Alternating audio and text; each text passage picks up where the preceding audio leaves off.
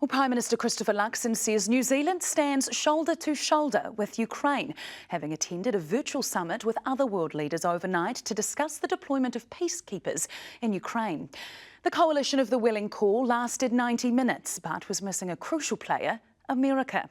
Senior correspondent Lisa Raymer reports. Who holds what land when Russia finally comes to the table could prove to be defining, and the war machine is churning with fresh purpose. There were 2 or 3 explosions and then a big one. It blew up just here. It was like a wave.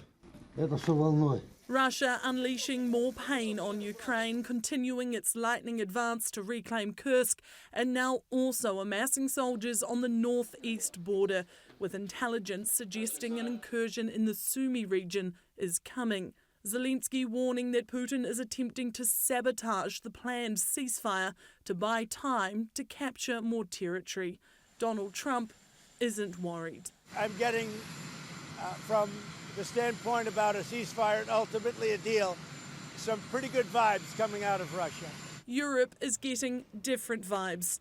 Good morning, colleagues. British Prime Minister Sir Keir Starmer chairing a virtual summit from London involving 26 presidents and prime ministers, including New Zealand. And the world is watching.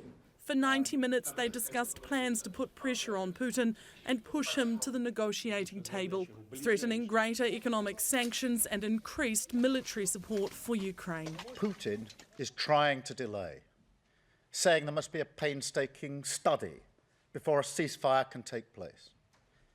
Well, the world needs action, not a study, not empty words and conditions. The yes but from Russia is not good enough. Our Prime Minister posting on X afterwards that New Zealand stands shoulder to shoulder with Ukraine, and the discussion had included how to support Ukraine to achieve a just and lasting peace.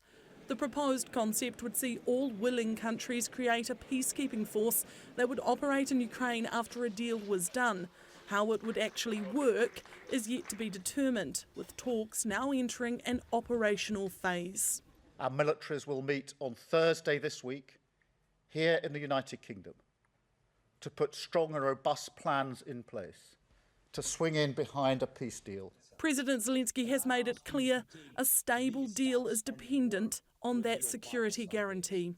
Peace will be more reliable with the European contingents on the ground and the American side as a backstop. America has been notably absent from the conversation recently, despite Trump being prodded for more information, quite literally, even if accidentally. The reporter behind this rogue microphone paid back with a presidential stare down and dressing down. To get the hostages back. She just became a big story tonight, right? Yes, sir. Did you see that? The president's viral moments extending to his walk to Marine One with Elon Musk's 4-year-old son, whose name was spelt out by Trump for the world to learn. X, he motioned. The US president prioritising new partnerships while his ex-ally tries to move on with or without him.